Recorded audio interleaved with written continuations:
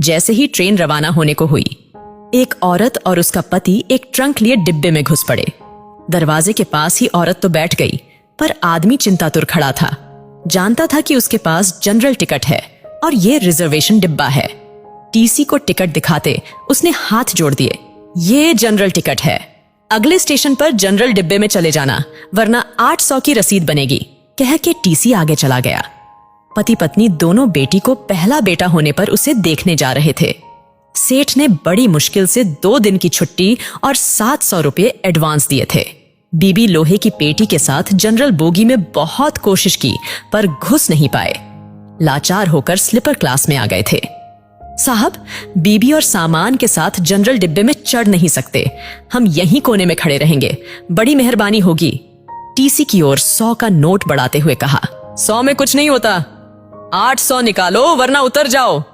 800 तो गुड्डो की डिलीवरी में भी नहीं लगे साहब, नाती को देखने जा रहे हैं, गरीब लोग हैं, जाने दो ना साहब। अब की बार पत्नी ने कहा, तो फिर ऐसा करो 400 निकालो, एक की रसीद बना देता हूं, दोनों बैठे रहो। ये लो साहब, रसीद रहने दो। 200 रुपये बढ़ाते हुए आदमी बोला, नहीं नहीं, रसीद 2 बनानी ही पड़ेगी, ऊपर से आर्डर है, रसीद तो बनेगी ही। चलो जल्दी 400 निकालो, वरना स्टेशन आ रहा है, उतरकर जनरल बोगी में चले जाओ। इस बार कुछ डांटते हुए टीसी बोला। आदमी ने 400 रुपए ऐसे दिए मानो अपना कलेजा निकाल कर दे रहा हो। दोनों पति पत्नी उदास रुआं से ऐसे बैठे थे मानो नाती के पैदा होने पर नहीं उसके शोक में जा रहे हो। कैसे एडजस्ट करेंगे ये 400 रुपए? क्या वापसी की टिकट के लिए समद्धि से पैसे मांगना होगा? नहीं नहीं।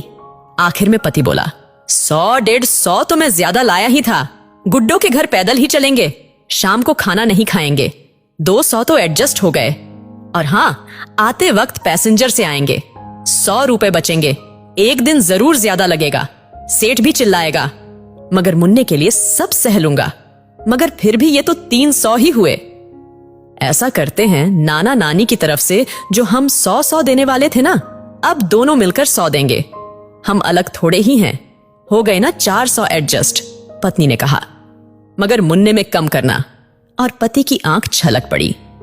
मन क्यों भारी करते हो जी, गुड्डो जब मुन्ना को लेकर घर आएंगी तब 200 ज्यादा दे देंगे। कहते हुए उसकी आंख भी छलक उठी, फिर आंख पोंछते हुए बोली, अगर मुझे कहीं मोदी जी मिले तो कहूंगी, इतने पैसों की बुलेट ट्रेन चलाने के बजाय इतने पैसों से हर ट्रेन में 4-4 जनरल बोगी लगा दो, जिससे ना तो हम जैसों को टिकट होते हुए भी जलील होना पड़ेगा और ना ही हमारे मुन्ने के 100 रुपये कम हो। उसकी आंख फिर छलक पड़ी। अरे पगली, हम गरीब आदमी हैं, हमें वोट देने का तो अधिकार है, पर सलाह देने का नहीं, रो मत। विनम्र प्रार्थना है जो भी इस कहानी को पढ़ चुका है उसे इस घटना से शायद ही इत्तेफाक हो, पर अगर ये कहानी शेयर करे, कॉपी पेस्ट करे, पर रुकने ना दे, शायद रेल मंत्रालय जनरल बोगी की भी परिस्थितियों को समझ सके। उसमें सफर करने वाला एक गरीब तबका है जिसका शोषण चिरकालीन से होता आया है। एक कोशिश परिवर्तन की ओर।